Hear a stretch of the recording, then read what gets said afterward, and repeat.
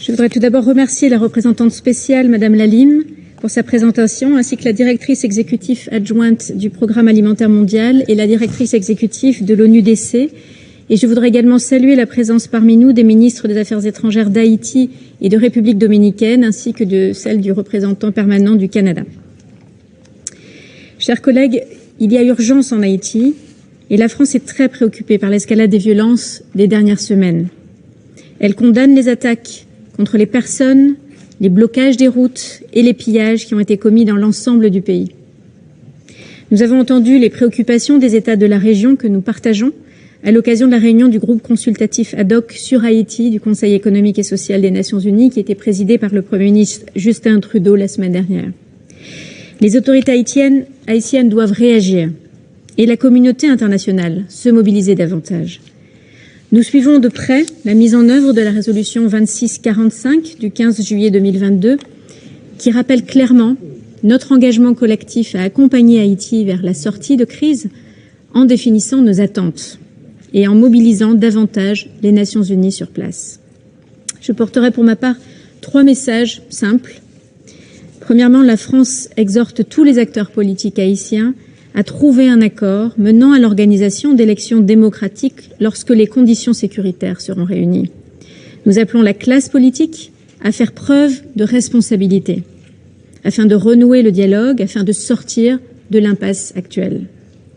Nous serons très attentifs au rapport que les autorités haïtiennes doivent remettre au Conseil afin de présenter tous les progrès effectués. Deuxièmement, il faut mettre un terme à la violence des gangs. Les groupes criminels multiplient les exactions en toute impunité. Ils sapent l'autorité de l'État. Ils pillent ses ressources. Or, chacun le sait, sans sécurité, il n'y aura ni État de droit, ni développement. Nous avons engagé des actions pour renforcer la police nationale haïtienne, y compris à travers le BINU, et nous continuerons d'agir en ce sens. La France se tient prête à exercer davantage de pression sur tous ceux qui alimentent la spirale de la violence en Haïti. Le soutien à une justice efficace, la lutte contre l'impunité doivent être nos priorités. Et l'idée d'un mécanisme d'enquête international indépendant mérite en particulier d'être approfondie. La France soutiendra et soutient le principe d'une résolution telle qu'il vient d'être présenté par les représentants des États-Unis et du Mexique.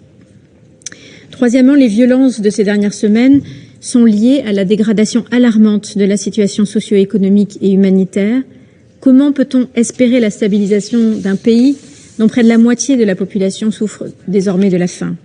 Il y a urgence à renforcer le soutien humanitaire et en particulier l'aide alimentaire, comme cela a été évoqué à maintes reprises. Et il faut garantir l'approvisionnement des plus vulnérables, assurer l'accès aux quartiers pauvres de Port-au-Prince et aux provinces. Nous condamnons le pillage inacceptable des stocks humanitaires dédiés à ces populations qui ont eu lieu au cours des derniers jours. En retour, l'État haïtien doit renforcer la gouvernance, la redevabilité de ces institutions, et notamment dans la lutte contre la corruption. Et c'est pourquoi la coopération naissante avec l'ONUDC est la bienvenue. En conclusion, la France tient à réaffirmer sa solidarité vis-à-vis du peuple haïtien. Elle continuera avec l'Union européenne, avec l'Organisation internationale de la francophonie, à mobiliser la communauté internationale pour fournir l'aide nécessaire. Je vous remercie. Je reprends mes fonctions de présidente du Conseil et je donne à présent la parole à son Excellence Monsieur Jean-Victor Généus, le ministre des Affaires étrangères et des Cultes d'Haïti. Vous avez la parole.